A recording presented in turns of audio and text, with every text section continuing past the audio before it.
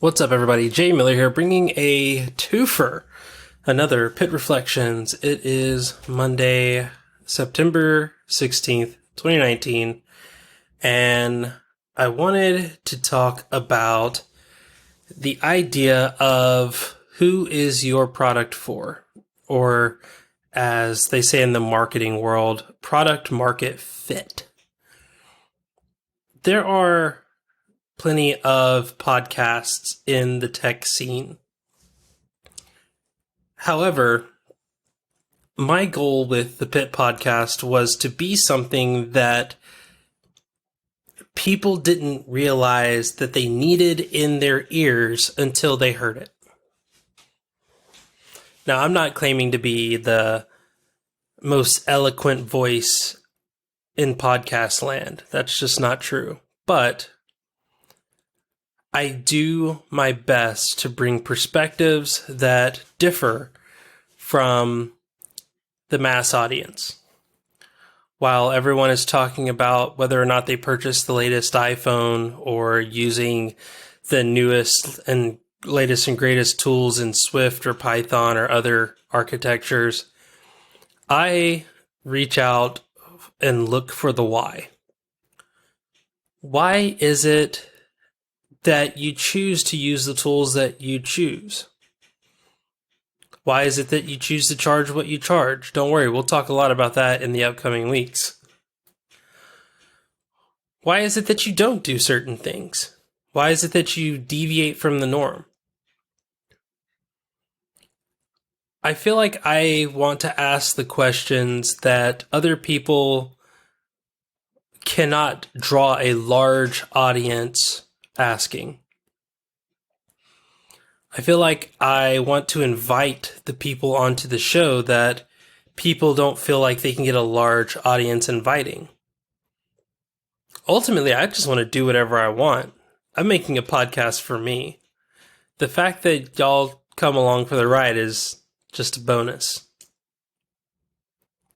I don't understand how people believe that they can do a podcast that they're going to wind up hating down the road because it's what people expect or what people want to hear.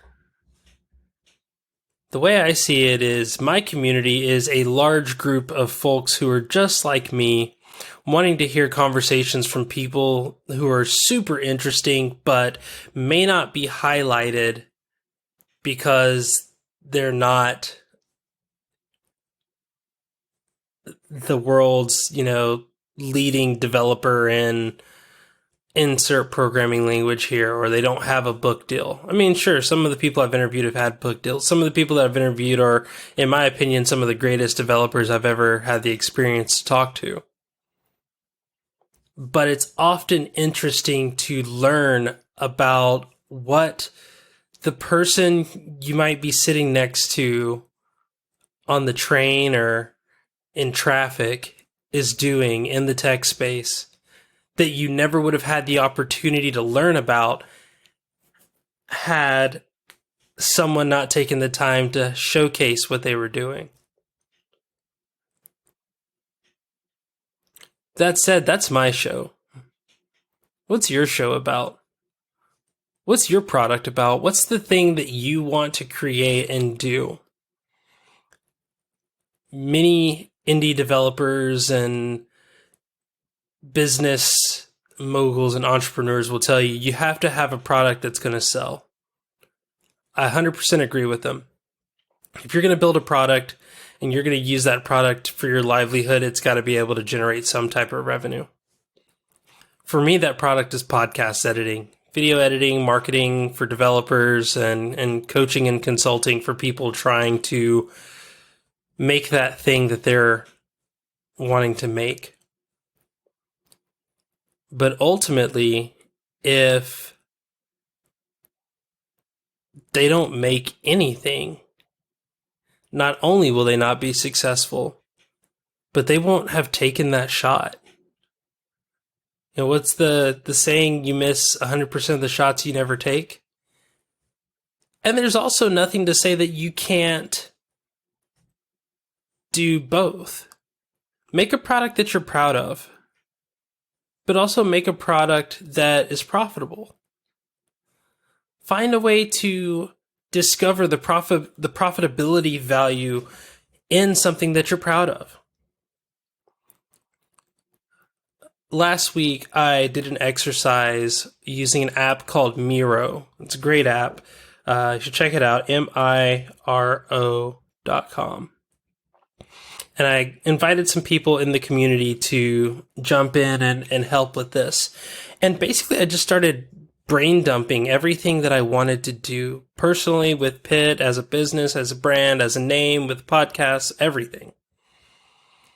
And then I overlaid the Ikigai principle graph, which, for those that don't know, Ikigai is a Japanese philosophy that is often used to specify the things worth living for in Japanese culture. It's an idea, it's a balance of what you're good at, what you enjoy doing, what people want, and what people are willing to pay for. And in my mind, like, I was writing all these things down, and I totally had, in my mind, an area that I should be going in, a direction that I should be going in.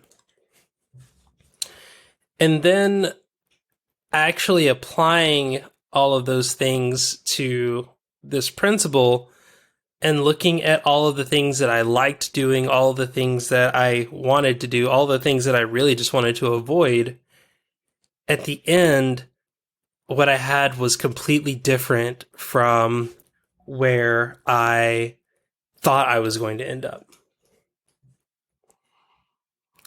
So my encouragement for you in this short reflection is to think about what you're doing, think about what you want to be doing, think about why you're not doing what you want to be doing. And if the answer is you don't think that it fits a market, then really stop and think about what your market really is. Productivity in Tech as a podcast is part of an overall brand that I have created that is all about helping people in the tech space feel productive, feel motivated, and accomplish the things that they want to accomplish. Whether it's in code, life, whatever. There are a lot of people that need that aren't willing to pay for it. But one of the things that I've noticed recently is that by showing up every day with a consistent message, being transparent and open about my own journey and my own struggles, and allowing myself to make mistakes, but go out and try and try and try, I have found people that fit my market. I have found a target market fit. And because it's not 1,000 people, 1,000,000 people, it's probably not even 100 people, I'm able to do something that others are afraid to do. My rates can be higher. The time that I devote to an individual can be more. I can give away more because once you identify that you are in my target market, the stuff that I've given away is just a sample. It's a free sample. So I'm telling you all of this to say that while it is important to have a market fit, it's up to you to determine what that market is. And it may not be 1,000 people. It may not be 100 people. But I promise you that if you are very, very passionate about something, I'm sure there's at least one other person out there in the world that is also passionate about it. And if you can figure out where that person is and connect with them, you'll find a way to continue growing. You'll find a way to generate a little bit of success. That's going to do it for this short reflection. I really hope that I've encouraged you to think about something. Think about something in your business, something about in your projects that's going to push you in a direction towards being more productive.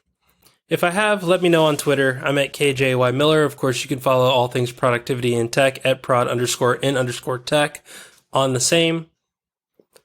And if you are looking for a podcast editor or someone to help you get your project off the ground, whatever it may be, I hope you'll consider working with Productivity in Tech. You can join productivityintech.com, visit the site for more information. And if you've enjoyed this content or all the other content that we've provided this year and you want to give back and help continue to create more and more content like this, then consider becoming a premium member. You get extra communication from me directly in our private Slack. You also get a bonus newsletter that I send out to all of my premium members, as well as bonus content via the after show. But that's going to do it for this episode, for this week of Productivity in Tech. I'm going to be on vacation next week, but we do have some interviews coming up that I'm excited for, and I can't wait to share with you. But they're going to have to wait because I heard consistency is important. So I'm going to hold on to those just a little bit longer. But that's going to do it for me. I'm Jay Miller. I hope you've been productive. This has been Productivity in Tech. I will see you next time.